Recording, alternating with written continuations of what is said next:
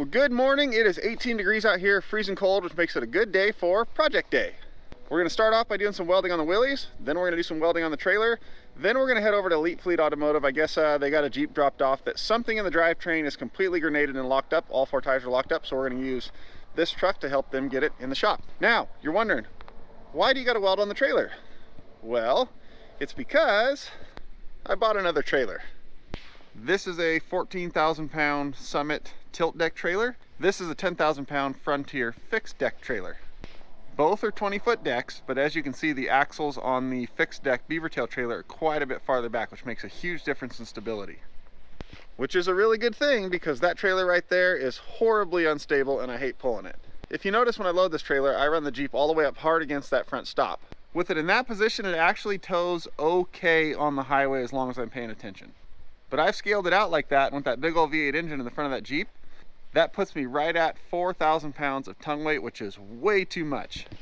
But luckily for me, this truck can take that kind of tongue weight because the hitch is hooked to the wheel lift, which is made to take that kind of weight way out here. The frame is reinforced, and I have the super springs on it with the super single tires. So with this truck here, it works. It's not a huge problem, but with that truck, I can't do that. And I really want to start using that truck a lot more, because it'd be really handy to have that truck and that Jeep out on the job together. This is a really capable truck in the snow and in the woods and all that, and if it turns out not to be bad enough snow to need that, I can just drive out there in that. If it's too much for that, I can drive out there in that. It's a win-win. Now, if I move that Jeep back just even a foot, this thing is so unstable that I can't get above about 50 miles an hour without things getting really, really scary. But on this trailer, I should be able to keep that Jeep back a good ways off the front of the trailer here so that the axles of the trailer are carrying the weight.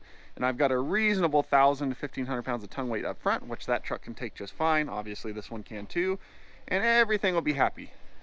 Another huge advantage to this trailer is it's not actually rated for 10,000 pounds. It's actually rated for 9,999 pounds. And we've got a lot of road trips coming up this summer, which we'll be towing the Jeep, one of them, down into states like California a good bit for some wheeling events and stuff like that. And that 1 pound in weight rating makes this trailer not require a Class A license in California, where that one does.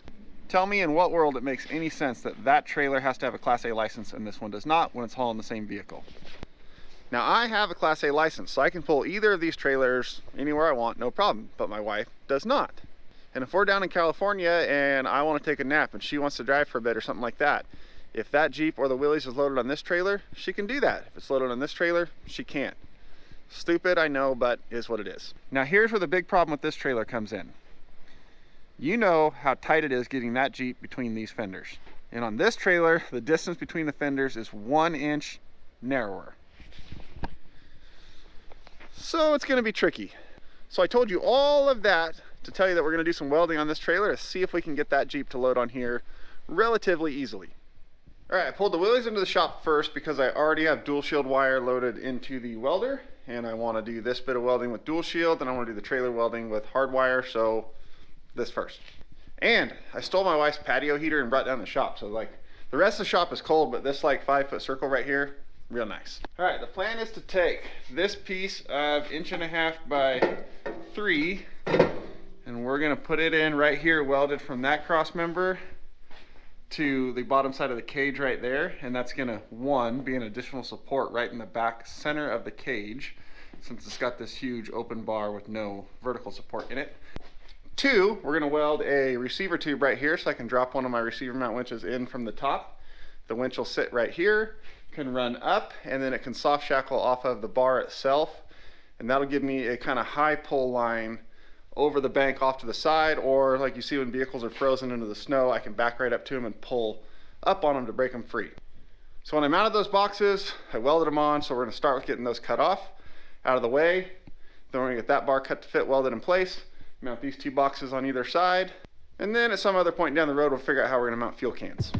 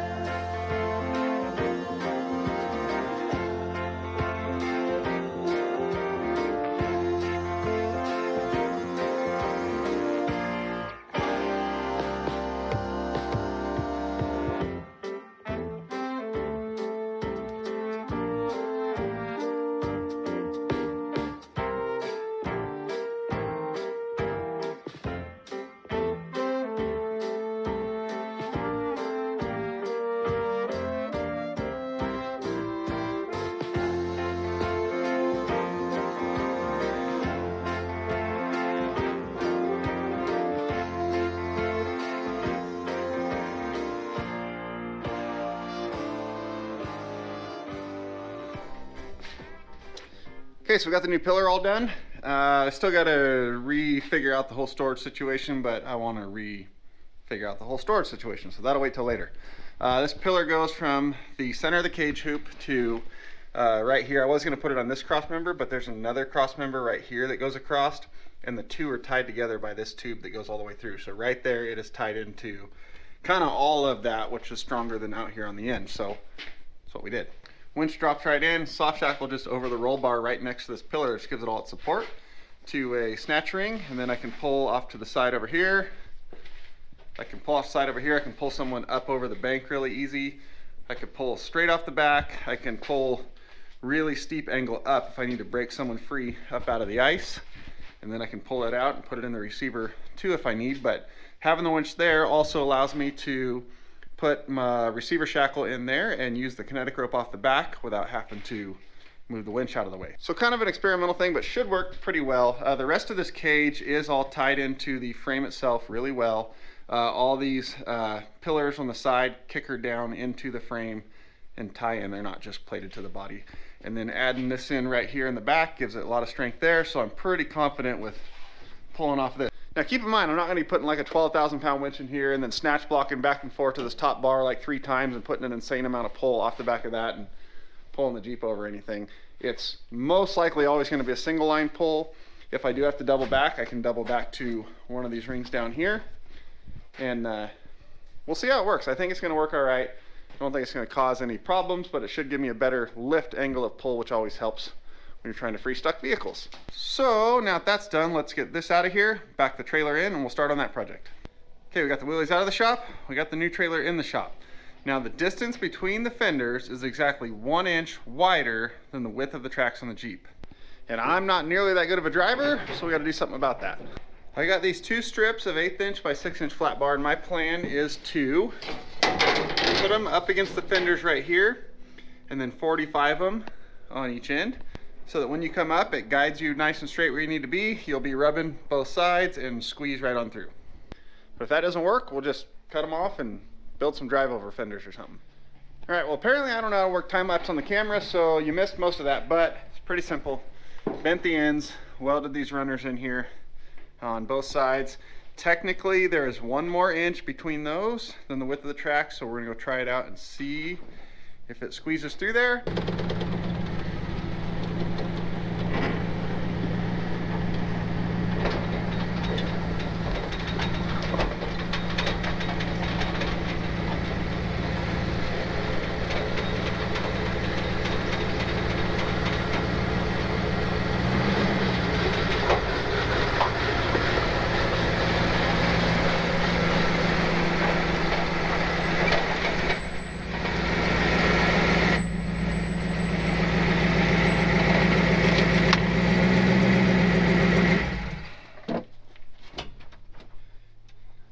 Hey, you actually cleared. I thought for sure the Jeep would knock you over, then you see like the bottom of it as it went by. But it actually worked. Look at that, it sits right on the edge there. It sits, oh, right on the edge there. But either way, it fits. This, however, is exactly what I was worried about. See how it's pushing up on the track right there? I don't want that to rub and cause a slice in the track that then spreads through it. So I'm gonna go ahead and pull that off. All right, so I unbolted that bracket from there. I just welded it onto the front of the trailer instead of bolting bracket stuff on. If I want to take it off later, I'll just cut it off later. We're gonna take a drive into Elite Fleet and help them get a blown up Cherokee actually shoved into their shop. So that'll be a good little test run for it. It's about a half-hour drive each way. So we'll see where we're at here. And then tomorrow I have about 200-mile road trip. We're taking this thing on up to Portland to go to an off-road event and then maybe even hit some sand dunes. So stay tuned for that. So that will be a good test of how this thing handles on the highway. There's some scales on the way. We can play with tongue weight. But for now, let's get over to the shop. Not my shop, the Elite Fleet shop.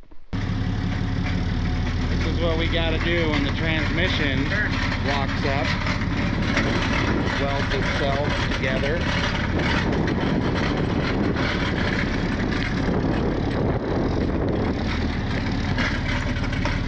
Other way.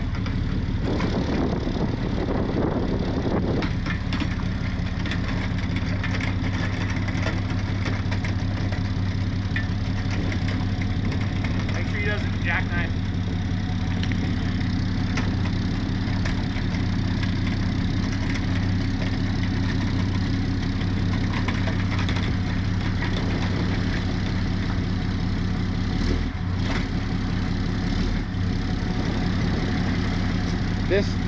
The driver's side's now like this high off the ground. Might have to go up a little. There you go.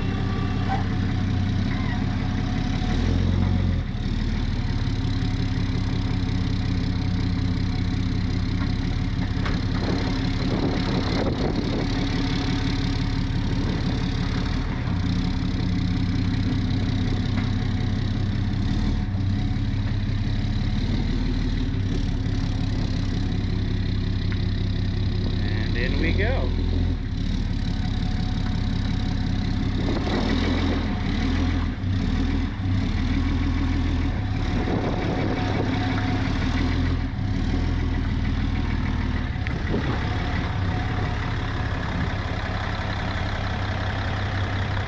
Casey is a tow truck ninja.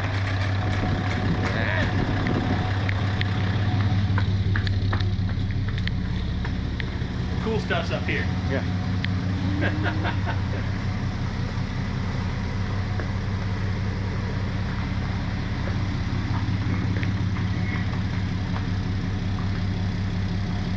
Very strange feeling. It's like No floating. control. It's a flying car. I'm over here turning. It's like, oh yeah. I got Jack that busy. No. Plenty clear.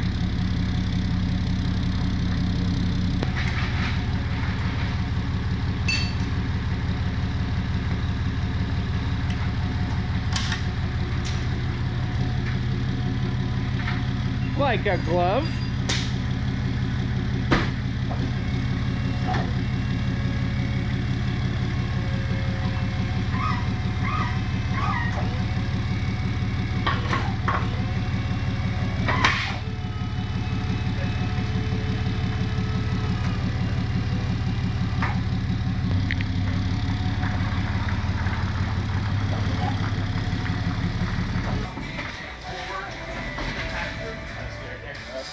Alright.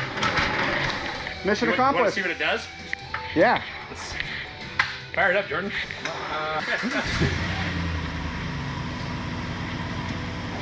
That reverse drive. It's reversed. It tries to go forward. You had reverse. Slamming. So you're in reverse and trying to go forward. Oh. Yeah, see how I went back and then forward? Yeah, and it's putting out on the brake. You see the lights off. Yeah, it's going forward and reverse. The tranny is completely welded itself together on the inside. Who would have thought a Chrysler transmission would fail? 545 RFE, baby. Okay, for update, Jordan got the pan pulled off, and none of those things are supposed to be down here. They're supposed to be up there. If we're panning for gold, we'd be rich right now. Yeah. God, it smells broken. Yeah, it smells like $5 grand. All right, got that done.